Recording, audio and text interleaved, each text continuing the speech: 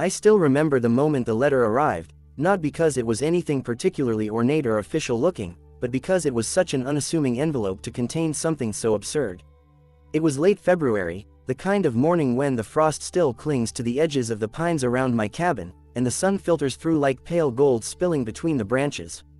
I'd been at the cabin for 3 years now, having bought it with the explicit understanding that it lay miles outside any subdivision, township restrictions, or homeowners association jurisdiction. That was part of the draw. No meddling neighbors telling me what color to paint my porch, no committees counting how many logs I stacked beside my woodshed, no clipboard warriors measuring my grass. My nearest neighbor was a quarter mile down the gravel road, and the only regular visitors were the deer nosing around my bird feeders and the occasional black bear testing the lid on my trash can. So when I opened the letter and read the words, "Notice of fine minus $25,000 due immediately," in bold block letters, I felt the kind of confusion that comes when reality suddenly trips over itself. Below that, in crisp legal-sounding paragraphs, was a claim that my cabin was in violation of architectural standards, unauthorized land modifications, and failure to submit landscaping plans for approval. I nearly laughed right there at my kitchen table, not because $25,000 was small change, but because it was like someone telling you you'd been ticketed for parking your car on Mars without a permit. At first, I thought it was some scam letter. You know the type, something a bored con artist cooked up in a basement, hoping to scare a few people into paying up. The header read, "Clearwater Ridge Homeowners Association," in a faux elegant script, and beneath it, a return address from a subdivision I knew was more than 8 miles away, across the county line. Clearwater Ridge was a place I'd only driven through once, years back, when I went to help a friend move. I remembered perfectly manicured lawns, identical beige houses with plastic-looking brick fronts, and cars that all looked like they'd been leased in the same month. That place was the polar opposite of my cabin: no forest, no gravel roads, no land without HOA oversight. And here they were, claiming I owed them more money than my entire annual income from guiding seasonal fishing trips. I set the letter aside and figured I'd call their office to laugh about the mistake. But before I could even dig my phone out of my jacket, the sound of tires crunching up my drive broke the quiet. A glossy black SUV with the Clearwater Ridge HOA logo on the door pulled up like they were about to conduct a raid. Out stepped a woman in an expensive-looking coat, a clipboard tucked under one arm and a thin smile that looked more like she was sizing up a foreclosure than greeting a stranger. "Mr. Dalton?" she asked, her voice just a touch too formal to sound friendly. I confirmed, still half expecting this to be some elaborate prank. She introduced herself as Marcia Holcomb, Compliance Director, for Clearwater Ridge HOA, as if that title meant anything on my land. She gestured toward my cabin, my woodpile, my garden beds, my old aluminum fishing boat parked beside the shed, the things that made this place mine, and said, "I'm here to review the violations before the payment deadline." I told her flat out that she had the wrong property, the wrong jurisdiction, the wrong everything, and that my cabin wasn't part of her precious subdivision. Marcia's smile didn't falter, but her tone sharpened like a chisel. "Our maps have been updated to include properties within our community standards area," she said, flipping a laminated page. On her clipboard to show a crude, highlighted outline that, conveniently, now stretched all the way up the ridge to where my cabin sat. I recognized the map instantly. It wasn't a legal property survey, it was something you could make on a home printer after tracing over a county map. I pointed this out, but she just tapped her pen against the $25,000 figure printed in bold at the bottom of her paperwork and said, "Failure to comply will result in legal escalation." That was when the laughter I'd been holding back finally broke loose, the incredulity, the absurdity, the sheer gall of this woman standing on my porch like a tax collector from a kingdom that didn't exist. I told her to get off my property and take her fake jurisdiction with her, and when she didn't budge, I walked her right back to her SUV. She made a show of writing something down, probably uncooperative or hostile, before getting in and driving away without another word. I figured that was the end of it. But 3 days later, I came home from a supply run to find a thick envelope duct taped to my front door. Inside was a final notice, stamped in red, upping the fine to $25,500, to account for late payment interest, and, unbelievably, a court summons. They had actually filed suit against me in county court. That was the moment I realized this wasn't just some nuisance letter I could ignore. Someone at Clearwater Ridge had decided to expand their kingdom into the woods, and I was their first conquest. They had no legal standing, no claim to my land, and no idea that they'd just walked themselves into a fight they couldn't win. Because what they didn't know, not yet, was that my brother-in-law was a land surveyor with 20 years in the field, my cousin worked in the county clerk's office, and I had a file cabinet full of original property deeds going back to the 1940s. They thought they could steamroll some hermit in a cabin for an easy payday. They were about to find out that some of us know how to turn a fight into a courtroom reckoning. The first thing I did after reading that summons was drive into town and head straight to the county courthouse. I wasn't going in blind. My cousin, Ellen, worked the records desk there, and she had a knack for remembering land boundaries like most people remember birthdays. I slid the summons across the counter, and the moment she read the plaintiff's name, her eyebrows shot up. Clearwater Ridge, she muttered, glancing around before lowering her voice. They don't have jurisdiction outside their subdivision, and your cabin is on unincorporated county land. She was already pulling up digital maps, overlaying property lines, and tapping through survey records on her terminal. In minutes, she had printed me a stack of certified documents, my deed, the county zoning map, and an original land plat from 1947, complete with surveyor stamps and notarized signatures. These weren't just good enough. In court, they were the legal equivalent of a silver bullet. If they actually filed this, Ellen said, shaking her head, they're either grossly incompetent or banking on you not fighting back. She leaned forward and added, and knowing them, they're probably hoping to scare you into settling. I didn't waste time. That same afternoon, I drove 2 towns over to see my brother-in-law, Greg, a man who could recite land statutes in his sleep and had testified in enough boundary disputes to know how judges think. When I spread the summons and the HOA's fake map across his kitchen table, he let out a low whistle. This, he said, tapping the highlighted, community standards area they'd drawn, isn't worth the paper it's printed on. He pointed out half a dozen inconsistencies, the absence of county GIS data, no official survey markers, not even a reference to registered parcels. They basically took a Sharpie to a printout, he chuckled, and are pretending it's law. Then his face hardened. But here's the thing, if they're doing this to you, they're doing it to others. This kind of jurisdiction creep, it's how they bully people into paying fees they don't owe. He offered to draft a preliminary response for the court, citing my property's independence from their HOA in precise legal language. He also suggested we go on offense, counterclaim for harassment, legal costs, and damages. The idea of not just defending myself but dragging their board into the hot seat was satisfying. By the time the first court date rolled around, I was armed to the teeth with documentation. I had original deeds, county maps, Greg's annotated survey comparisons, and even sworn affidavits from 2 neighboring landowners stating they'd never been under Clearwater Ridge's authority. Walking into that courtroom, I half expected them to fold immediately, but no, they came in full force. 5 board members in matching navy blazers, led by none other than Marcia Holcomb, the same compliance director who had darkened my doorstep. Their attorney, a slick man in a tailored suit, opened with a straight-faced claim that recent boundary adjustments placed my cabin within their jurisdiction. When the judge asked for evidence, they produced the same bogus map I'd seen before, laminated and presented like gospel. That was my cue. I stood, introduced myself as the defendant, and handed the judge my packet of certified documents. The shift in his expression was immediate, from neutral to visibly skeptical of the HOA's case. He held up their map and said, "This is not a legal boundary document." I almost smiled right there in court. But here's the part they didn't see coming. Greg had also pulled county meeting minutes from the last decade, proving there had never been any boundary adjustments in the area. Ellen had found old HOA filings showing their jurisdiction limits locked to their subdivision's recorded plat.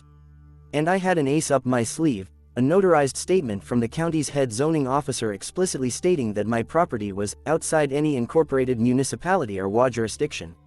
When I presented that, the judge leaned back and said, "This case is taking a very different direction."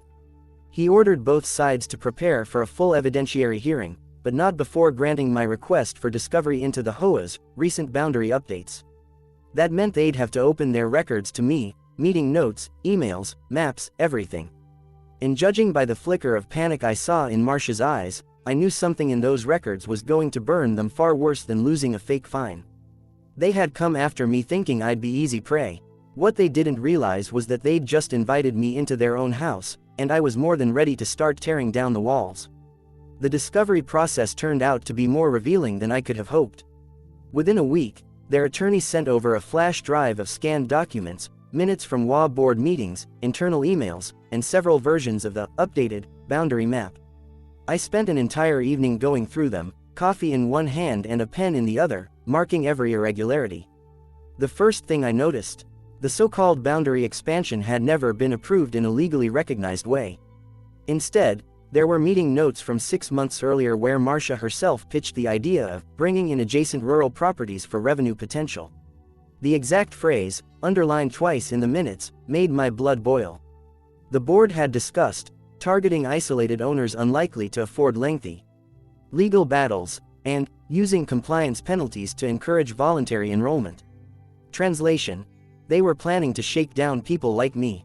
The maps they produced were just as bad: inconsistent scale, no registered surveyor's stamp, and in some cases, little more than photocopies of county maps with thick marker lines dragging their jurisdiction borders up the ridge. It was brazen, sloppy, and, most importantly, documented.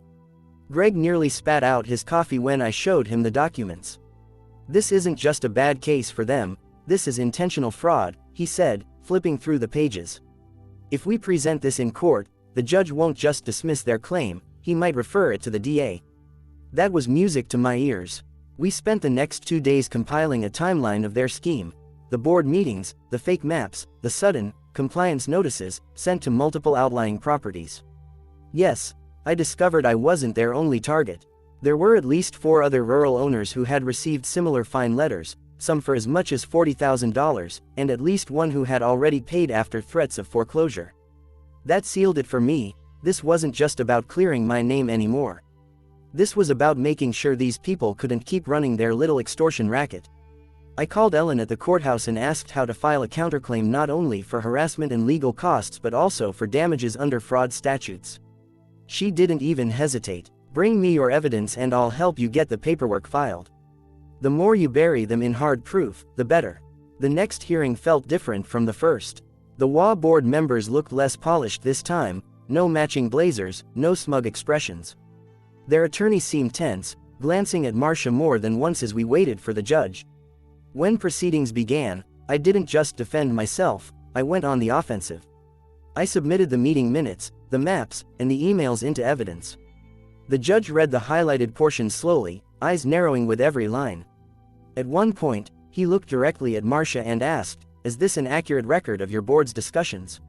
Her hesitation was damning. Their attorney tried to object, claiming context was missing, but the judge overruled him and ordered full disclosure of all board communications relating to jurisdiction and compliance enforcement over the past 2 years. You could almost hear the air leaving their sails. For the first time since this mess began, it felt like the power dynamic had flipped entirely. They had dragged me into court to bleed me dry, and now they were the ones cornered, forced to defend a paper trail of their own making. By the end of the day, the judge had set a date for the evidentiary hearing and made it clear that my counterclaims would be heard alongside their original complaint. "If these documents are authentic," he said, "this court will consider the appropriate legal remedies, which may include referral to the district attorney's office for investigation." That last part landed like a hammer. Marcia's face drained of color, and the other board members avoided looking at her altogether. Outside the courthouse, I caught a glimpse of their attorney scolding them in hushed tones while pointing at a stack of their own documents. Greg and I walked away feeling the shift in momentum. They weren't the predators anymore. They were prey that had wandered into the wrong trap. And I wasn't done tightening it. Because between now and the hearing, I planned to contact those other rural property owners, gather sworn statements, and show the court that Clearwater Ridge HOA's expansion wasn't just an error. It was a calculated, county-wide shakedown. And when the truth hit the record, they wouldn't just lose their case against me. They'd lose everything they thought they controlled. The evidentiary hearing arrived on a cold, overcast morning, the kind where the courthouse steps glisten from overnight rain and the air smells faintly of damp concrete. I wasn't nervous anymore. If anything, I felt a simmering anticipation, the kind you get before springing a trap you've spent weeks setting. Greg and I had assembled a binder so thick it could have doubled as a doorstop. Inside were certified property records, sworn affidavits from the other targeted landowners, and copies of every incriminating email the HOA had been foolish enough to send over. The most damning piece, an email from Marcia to the board titled, potential revenue streams, where she explicitly suggested, claiming, outlying properties under, expanded standards, and using fines to pressure early compliance. She even wrote, "Once they pay once, they're hooked." That line alone was enough to turn my stomach, and I knew it would hit the judge the same way. As we walked into the courtroom, I spotted the other property owners seated behind me, some with arms crossed, others looking like they'd been waiting years for this moment. The HOA's attorney tried to open strong, but their case was already crumbling. He repeated the line about updated boundaries, only to be met with the judge's immediate request for a legally recorded survey or county ordinance supporting the claim. They had none. When it was my turn, I didn't waste a second. I walked the judge through the timeline, the fake maps, the targeting of rural owners, the fraudulent notices. Then I handed over the email with Marcia's "once they pay once" comment. The silence in the courtroom was deafening. Even the court reporter paused for a beat before typing. The judge read it twice, his jaw tightening. "Mrs. Holcomb," he said slowly, "can you explain this?" Marcia fumbled for words, glancing between her attorney and the board members, but nothing coherent came out. One of the other board members, clearly desperate to save himself, blurted, "I told her this was illegal," an outburst that their lawyer visibly winced at. It was like watching a ship's spring leaks faster than the crew could patch them. Greg then took the stand as an expert witness, dismantling their maps, piece by piece. He explained how proper boundary adjustments require multiple layers of approval, county, sometimes state, and must be filed with specific coordinates verified by a licensed surveyor. None of that had been done. He also pointed out discrepancies in scale that made their expansion look like something a kid had drawn with a marker, not a legally binding document. The judge nodded along, occasionally interjecting with questions that only deepened the hole the HOA was in. By the time Greg stepped down, it wasn't a question of whether they would lose, it was a question of how bad it would get. That answer came when I called one of the other targeted landowners to testify. She was a retired teacher who'd paid a $15,000 fine under threat of foreclosure. Hearing her describe the anxiety, the sleepless nights, the shame of thinking she'd done something wrong when she hadn't, it made the courtroom go cold. Fraud wasn't just about money, it was about the human cost. When the judge finally ruled, it was swift and brutal. The HOA's complaint was dismissed with prejudice, meaning they could never refile. My counterclaims were upheld in full: reimbursement for legal costs, damages for harassment, and an additional punitive damages award that made the board members visibly flinch. But the real blow was the referral to the district attorney for criminal investigation into fraud, extortion, and conspiracy. Marcia's face went pale, and one of the board members actually dropped his pen. Outside, the other property owners shook my hand, thanking me for not just fighting for myself, but for exposing the entire scheme. Greg grinned and said, "Well, I think Clearwater Ridge is going to need a new name. Something like Bankruptcy Hollow." For me, the victory wasn't just about the money. It was about proving that even when you're miles outside their little bubble of control, bullies can still come for you, and if you're prepared, you can send them limping home, wishing they'd never knocked on your door.